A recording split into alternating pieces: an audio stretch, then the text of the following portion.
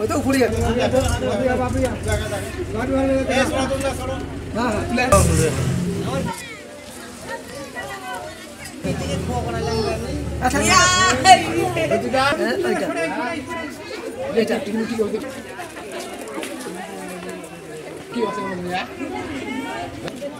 এই দেখ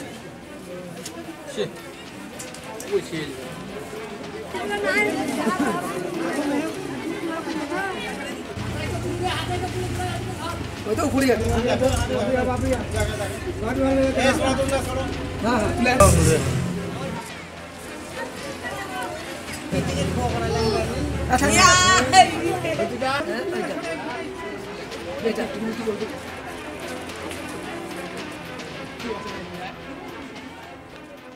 আর কি উদ্ধার হবে বলুন তো? অঙ্গনওয়াড়ি কেন্দ্রের এই খিচুড়ি থেকে সাপ, ব্যাঙ, টিকটিকি, ইঁদুর কোনো কিছুই তো আর বাকি রইল না। খাবারের মধ্যে এই ধরনের ঘটনা এবং বারে বারে নজরে আসছে যে অঙ্গনওয়াড়ি কেন্দ্রের খাবারে বারে বারে সাপ, ব্যাঙ, টিকটিকি, ইঁদুর উদ্ধারের ঘটনা। আর এইবার যে ঘটনাটার কথা আপনাদেরকে বলছি, এই যে খিচুড়িটা যেখান থেকে এই সেদ্ধ ইঁদুর পাওয়া গিয়েছে, সেই খিচুড়িটা খেয়েছেন আবার ৭৩ জন। খুব স্বাভাবিক, আতঙ্কিত এলাকার মানুষ। শোরগোল ফেলে দিয়েছে এই ঘটনা।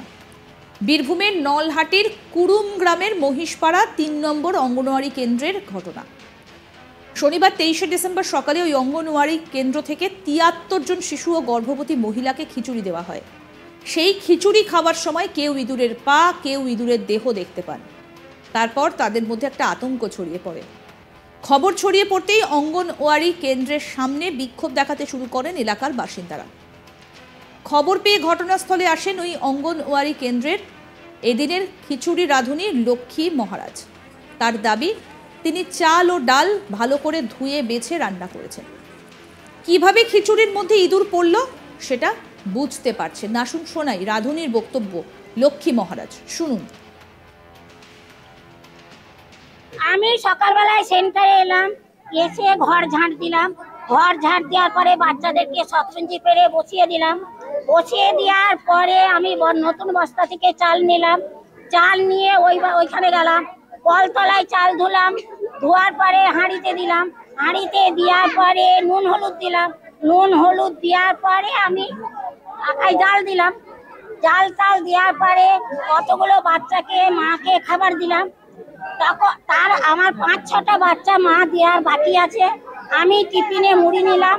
মুড়ি নিয়ে ওই টিফিনে এতটা খিচুড়ি নিলাম। খিচুড়ি নিয়ে মাখিয়ে খেয়ে নিলাম। তারপরে একটা মা এলো, মাকে খাবার দিলাম। তাও আমি বললাম যে তোমরা এত দেরি করছো কেন, খাবারটা নিতে আসবা তো টাইমে আসবা। সে মাটা খাবার নিয়ে চলে গেল। আমি ঘর দুয়ার, আমার ঘর খোলা আছে, এখনো দেখবেন পরিষ্কার। আমি ঝাঁট বারান্দাটা ধুয়ে দিলাম, ঘরটা ধুয়ে দিলাম, তালা লাগালাম। তালা লাগিয়ে বাড়ি চলে গেলাম। বাড়ি গিয়ে দাঁড়ান খিচুড়ি খাওয়াটা কেউ দেখেনি, বক্তব্যটা বলতে দিয়ে আমি তালা লাগালাম। তালা লাগিয়ে আমি বাড়ি চলে গেলাম। বাড়িতে যে রান্না বসিয়েছি তা করতে করতে আমার দিদিমণি ফোন করেছে যে লক্ষ্মীদি কিভাবে রান্না করেছেন।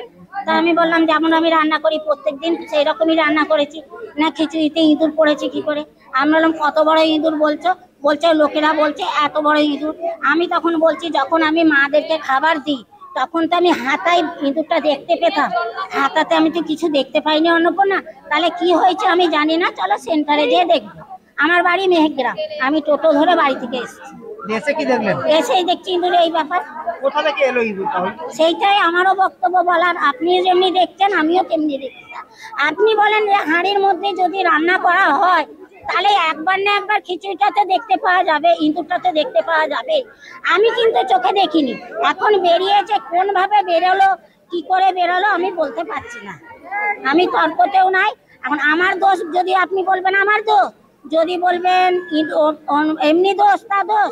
এখন আমি বলতে পারছি না যে ইঁদুরটা কোথা থেকে এলো। ওই খিচুড়ি কিন্তু আমিও খেয়েছি। ওই তো ঘুরে যাচ্ছে।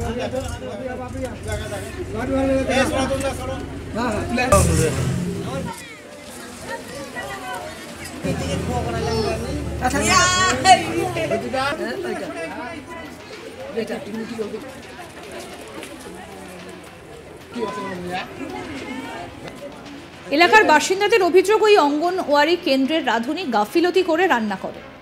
মিড ডে মিলের খুদেদের পাতে এই ধরনের ঘটনা প্রতিদিনই ঘটে চলেছে রাজ্য জুড়ে। আর এরকম গাফিলতি চলতে থাকলে একদিন রাজ্যে হোক বা জেলার যে কোনো না কোনো প্রান্তে একসঙ্গে অনেক খুদের প্রাণ সংশয় দেখা দিতে পারে, আশঙ্কা করছেন অভিভাবকরা। শোনাই আপনাদের একজন অভিভাবক কি বলছেন। খিচুড়িটা খাওয়ালাম বাচ্চাকে নিয়ে গিয়ে স্কুল থেকে, দিয়ে বাচ্চাকে খাওয়ালাম, দিয়ে অনেকটা ছিল সেটা আমি খেলাম, দিয়ে তারপরে অর্ধেকটাতে দেখছি এঁদুরের পা পড়ে আছে। সেই বাচ্চা সেই এঁদুরের পাটা সবাইকে নিয়ে এসে দেখালাম যে হ্যাঁ এটা এঁদুরের পায়ে পড়ে আছে। দিয়ে এবার আমি ওটা দেখার পর গ্যাসের ট্যাবলেট খেয়ে নিয়েছিলাম আগেই, দিয়ে এটা অসুস্থ হয়ে যাওয়ার মতনই।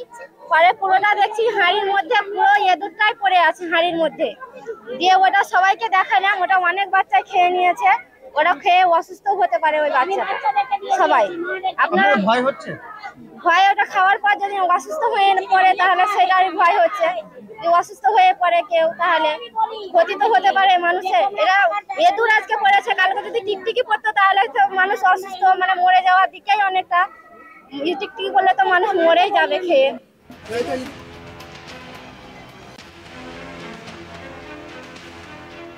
আমাদের প্রতিনিধি শান্তনু হাজরা কি প্রতিবেদন তুলে ধরলো, আসুন শুনি। মিড ডে মিলের পাতে বারবার বিভিন্ন জেলায় একাধিক অঙ্গনওয়াড়ি কেন্দ্রে দেখা গিয়েছে যে খুদেদের পাতে খাবারে বিভিন্নভাবে গাফিলতি। কখনো দেখা গেছে সাপ, কখনো টিকটিকি, কখনো জোক, কখনো তেঁতুল বিছে।